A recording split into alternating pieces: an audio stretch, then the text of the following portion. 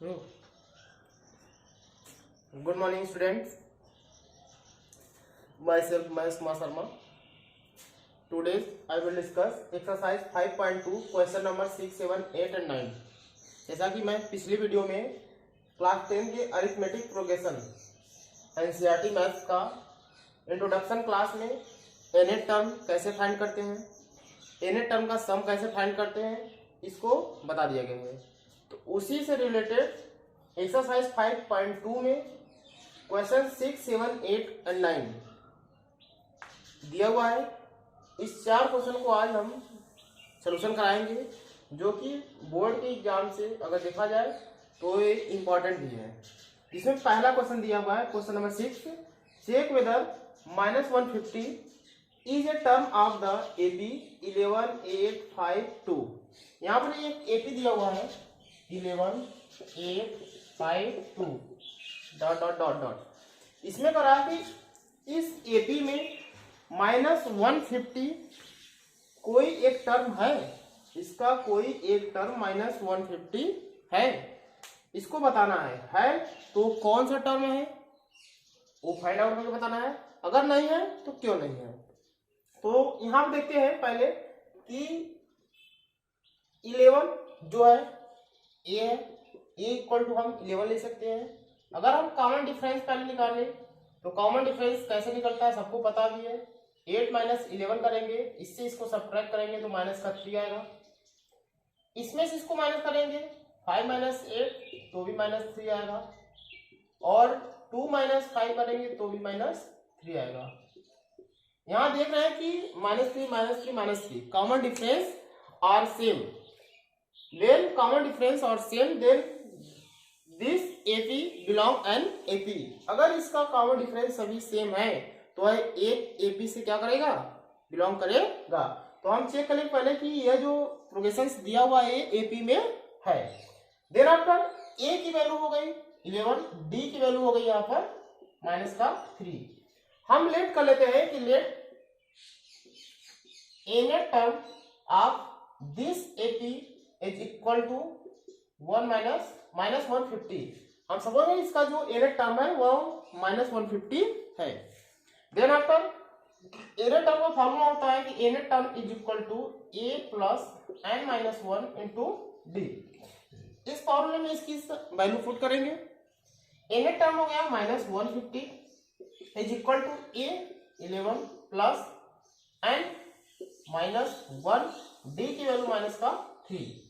-150 is equal to 11 -3n minus plus 3 1 जा 3। अगर -3 को इस साइड लेकर आए तो हो जाएगा +3n इज इक्वल टू 11 और 3 14 हो जाएगा, माइनस है उस साइड जाएगा प्लस हो जाएगा 150। तो n इज इक्वल टू हो जाएगा, इसको इसमें ऐड करेंगे तो 150 10 160 एंड 4 164 डिवाइड बाई 3। अब इसको हम डिवाइड करें तो 3 5 15 1, दिस इज नॉट डिविजिबल। अगर यहां पर n की वैल्यू पॉजिटिव इंटीजर्स आती है तो हम बोल सकते हैं कि this is correct. But n की वैल्यू पॉजिटिव नहीं आए या कोई और वैल्यू आए या डेसिमल में आए तो हम बोल सकते हैं कि n should be not belong to correct objection. तो हम बोल सकते हैं कि जो ये n की वैल्यू है ये क्या है, गलत है, ये गलत है। इसमें इससे ये पता चल गया कि जो -150 है इस सीरीज का कोई टर्म नहीं है। तो हम लिख सकते हैं यहाँ पर कि -150 is not a term of an AP. ये जो एपी दिया हुआ है इसमें -150 इसका कोई टर्म नहीं है। ठीक है, नेक्स्ट क्वेश्चन है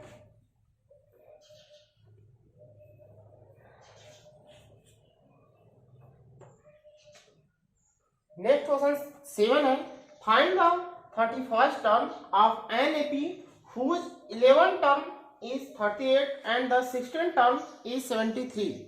करा कि उस AB का 31st टर्म फाइंड करिए जिसका 11 टर्म 38 है एंड 16 टर्म 73 है। तो हम सपोज करते हैं कि first term let first term be A and common difference be D. So 11 term 38 है तो 11 टर्म को लिख सकते हैं A प्लस 10D। जैसा कि पिछले वीडियो में बताया गया कि इसका जो जनरल फॉर्मेट होता है A plus D, A plus 2D, A plus 3D, A plus 4D, A plus 5D, उसी फॉर्म में अगर हम 11 टर्म को लिखेंगे तो A प्लस 10D लिख सकते हैं। तो A plus 10D equal to यहाँ पर दिया हुआ 38, इक्वेशन फर्स्ट। 16 टर्म 73 दिया हुआ है, 16 टर्म को हम लिख सकते हैं A plus 15D is equal to 73, equation 2। अब हम क्या करेंगे कि इक्वेशन 2 से इक्वेशन फर्स्ट को हम सब्ट्रैक्ट करते हैं। इक्वेशन 2 से इक्वेशन फर्स्ट को हम क्या करेंगे, सब्ट्रैक्ट करेंगे। ये हो जाएगा A plus 15D minus A plus 10D is equal to 73 और माइनस 38। इसको करेंगे तो A plus 15D minus A plus minus है तो A भी माइनस हो जाएगा, minus 10D is equal to 13 से 8 गया 5, 6 से 3 गया 3। अब यहाँ पर देख रहे हैं कि A क्या हो जाएगा कैंसिल, 15D से 10D माइनस होगा तो आएगा 5D is equal to 35 and D is equal to 35 divide by 5 and D is equal to 5 7 जा 35। यहाँ से A की वैल्यू आ गई 7। तो जब A की वैल्यू 7 आ गई तो हम किसी भी एक इक्वेशन में इसको पुट करेंगे तो हमारा D की वैल्यू आ जाएगी। यहाँ पर लिख देते हैं हम कि D equal to 7, D equal to 7। First equation था मेरा A plus 10D is equal to 38। अब यहाँ से D की वैल्यू रखेंगे तो A प्लस 10 इंटू D की वैल्यू 7 इज इक्वल टू 38। तो A इक्वल टू हो जाएगा 38, 10 7 जा 70, तो प्लस है उस साइड जाएगा तो माइनस का 70 हो जाएगा। तो A इक्वल टू आ जाएगा, इस 70 से 38 माइनस करेंगे तो माइनस में आएगा। अब 0 से 8 गया 10, 10 से 8 गया 2, 6, 6 से 3 गया 3, 32 आ गया। A इक्वल टू माइनस का 32, यहाँ पर लिख सकते हैं हम A इक्वल टू माइनस का 32। अब A और D की वैल्यू हमको फाइंड हो गया। तो यहाँ पर हमको 31st टर्म फाइंड करना है तो हम 31st टर्म को लिख सकते हैं, we can write 31st term is A plus 30D। या तो इसमें A D की वैल्यू फाइंड करो या तो फिर A 31st is equal to होता है A plus n-1 into D, both are same. इसमें भी वैल्यू रखोगे तो वही आंसर आएगा, इसमें भी वैल्यू रखोगे तो वही आंसर आएगा। तो हम A इक्वल टू देखते हैं, यहाँ पर 7 है प्लस n, यहाँ पर 31st टर्म चाहिए तो हमारा 31st टर्म का मतलब 31st माइनस 1 इंटू D का मतलब A इक्वल टू यहाँ पर माइनस का 32 है और D इक्वल टू 7 है। सोल्यूशन करते हैं तो माइनस का 32 प्लस इसमें इसका मल्टीप्लाई करेंगे तो 7 1 जा 7, 7 3 जा 21, ये हो जाएगा। अब माइनस का 7 1 जा 7। अब देख रहे हैं कि माइनस माइनस प्लस हो जाएगा तो 7 2 9, इट मीन्स की माइनस का 39 प्लस 217। अब इसमें से इसको सब्ट्रैक्ट करेंगे तो हो जाएगा 270 माइनस का 39, 17 से 9 गया 8 और 10 से 3 गया 7 178। तो मेरा A31st इज इक्वल टू आ जाएगा 178। This is answer. जो मेरा क्वेश्चन नंबर 7 है, क्वेश्चन नंबर 7 का आंसर हो जाएगा 178। नेक्स्ट क्वेश्चन है 8 number, an AP consist of 50 term of which third term is 12 and the last term is 106, find the 29 term. इसी तरह ये भी क्वेश्चन है, कह रहा है कि ये एपी है जिसमें 50 टर्म है, टोटल 50 टर्म है, जिसका थर्ड टर्म 12 दिया हुआ और लास्ट टर्म क्या है 12 है। सेम उसी तरह हम ये सपोज कर लेते हैं कि फर्स्ट टर्म ए है एंड लास्ट टर्म एल है और कॉमन डिफरेंस डी है। तो हम जब इसमें 50 टर्म है तो थर्ड टर्म यहाँ दिया हुआ 12, तो हम लिख सकते हैं a plus 2d is equal to 12, equation first. And last term दिया हुआ है 106, तो लास्ट टर्म मतलब टोटल 50 टर्म है, तो लास्ट वाला जो 50 टर्म है वह 106 ही होगा। तो जो लास्ट वाला टर्म है उसको हम लिख सकते हैं a प्लस 49d, 50 टर्म को हम लिख सकते हैं 1 plus 49d is equal to 106, equation 2। अब इस फर्स्ट एंड सेकेंड की हेल्प से हम a और d की वैल्यू फाइंड कर लेते हैं। तो वही काम करते हैं, इक्वेशन सेकेंड से फर्स्ट को माइनस करते हैं, तो सेकेंड सब्ट्रैक्ट करना है 1, सेकेंड से फर्स्ट को सब्ट्रैक्ट करना है, तो हम लिखेंगे a प्लस 49d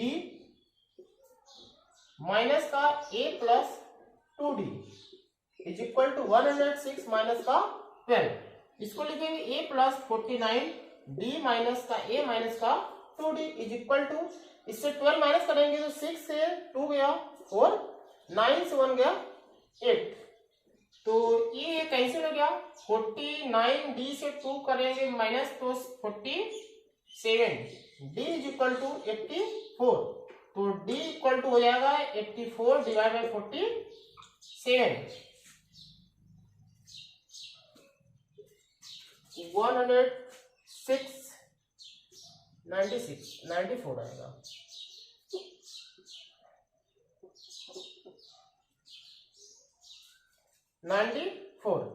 तो अब 47 टू 94, यहाँ आप देख रहे हैं डी इक्वल टू क्या आ गया 2 आ गया। अब इस 2 को हम किसी एक इक्वेशन में पुट कर लेते हैं, तो डी की वैल्यू आ जाएगी, सॉरी डी की वैल्यू है ए की वैल्यू फाइंड हो जाएगी। एक इक्वेशन यहाँ पर दिया है a plus 2d is equal to 12, तो d इक्वल टू 2 दिया हुआ था, a plus 2 into 2 is equal to 12, 2 2 जा 4 उस साइड जाएगा, तो हो जाएगा मेरा a हो जाएगा 12 माइनस का 4, तो a इज इक्वल टू 12 से 4 माइनस करेंगे तो आ जाएगा 8, यहाँ पर d इक्वल टू 2 और 8 इक्वल टू 4 आ गया। अब इसमें क्या करें कि a और d जब फाइंड हो गया तो हमको क्या चाहिए इसमें से 29 टर्म, और 29 टर्म हम फाइंड कर लेते हैं। यहाँ पर लिख सकते हैं हम कि मेरा जो d है वो 2 है और जो a है वो 8 है।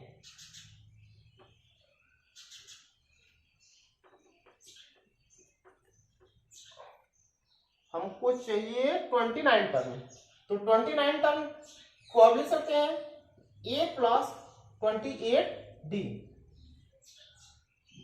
ये 29 टर्म को हम लिख सकते हैं a प्लस 28d, तो a 8 प्लस 28 इंटू d 2, तो हो जाएगा 8 प्लस 28, 2 8 जा 16, 2 2 जा 4 1 5, इसमें ऐड करेंगे 8 और 6 14 का 4 5 1 6 आएगा 64, तो इस AP का जो 29 टर्म होगा वह 64 होगा।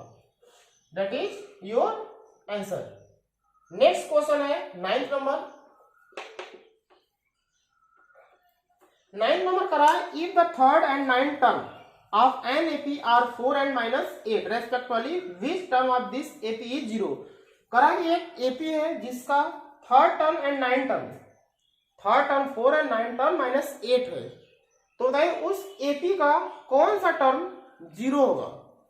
तो वही इसी तरह क्वेश्चन है कि थर्ड टर्म है, तो थर्ड टर्म को हम लिख सकते हैं a plus 2d is equal to third and 9th term, तो थर्ड टर्म हो गया 4 equation first, and 9th term को लिख सकते हैं a plus 8d is equal to minus का 8 इक्वेशन 2। अब क्या करेंगे, सेकेंड से फर्स्ट को माइनस करें या फर्स्ट को सेकेंड से माइनस करें, आंसर विल बी सेम। यहां जब इसको सब्ट्रैक्ट करें तो यहां से ए या डी की वैल्यू निकल जाएगी। ए या डी की वैल्यू निकलेगी तो किसी एक इक्वेशन हमको पुट करना पड़ेगा, देन आफ्टर डी की वैल्यू फाइंड हो जाएगी। तो हम क्या करते हैं कि फर्स्ट में सेकेंड से माइनस करते हैं, सेकेंड से फर्स्ट माइनस हो, सेकेंड से फर्स्ट को सब्ट्रैक्ट करते हैं। तो a plus 8d minus a plus 2d is equal to minus का 8, जब माइनस करेंगे तो माइनस का 4। तो a plus 8d minus a minus 2d is equal to minus का 10। a कैंसिल, 8d से 2d सब्ट्रैक्ट होगा तो 6d is equal to minus का 12, d is equal to minus का 2। यहां से d वैल्यू आ गई। अब इस d का वैल्यू हम इक्वेशन फर्स्ट में पुट करते हैं, तो a plus 2d is equal to 4। तो a प्लस 2 इंटू डी का वैल्यू माइनस का 2 इज इक्वल टू 4। 2 टू जाओ 4 माइनस 4 उस साइड जाएगा तो प्लस हो जाएगा, तो a प्लस हो जाएगा 4 प्लस 4 इक्वल टू 8। अब यहाँ पर a इज इक्वल टू आ गया 8 एंड d इक्वल टू हो गया माइनस का 2, माइनस का 2। अब हमको ये चेक करना है कि इसका कौन सा टर्म जीरो है, कौन सा टर्म जीरो है। तो हम सपोज कर लेते हैं कि जो एनेट टर्म है वह जीरो है, एनेट टर्म इसका जीरो है, कोई भी एनेट टर्म है उसका एक वैल्यू सपोज करेंगे जीरो है। तो हम एनेट टर्म का फॉर्मूला यूज करते हैं, एनेट टर्म इक्वल टू होता है a plus n minus 1 into D. Nth term में सपोज करें जीरो, तो जीरो प्लस a की value 8 plus n minus 1 into D का वैल्यू माइनस का 2। सोल्यूशन करेंगे तो zero is equal to 8 plus minus का 2n हो जाएगा, इसका इसमें मल्टीप्लाई करो तो माइनस का 2n और प्लस का 2n जा 2 हो जाएगा, 8 और 2 10 हो जाएगा। तो ये माइनस 2n इस साइड आएगा तो 2n हो जाएगा और 8 और 2 10 हो जाएगा। n is equal to 10 divide by 2, n equal to 5। इससे यह पता चला कि इसका जो फिफ्थ टर्म है वह क्या है, जीरो है, इसका फिफ्थ टर्म जीरो है। आई होप कि ये जो 4 क्वेश्चन है आप लोग को बहुत क्लियरली समझ में आया होगा, और इसके अलावा और भी सारे क्वेश्चंस हैं जो कि मैं नेक्स्ट वीडियो में लेकर आऊंगा। इसके अलावा किसी को और इससे रिलेटेड कोई भी प्रॉब्लम हो तो कमेंट बॉक्स में अपना क्वेश्चन डालें, मैं उसका डाउट क्लियर करूंगा। Thank you so much.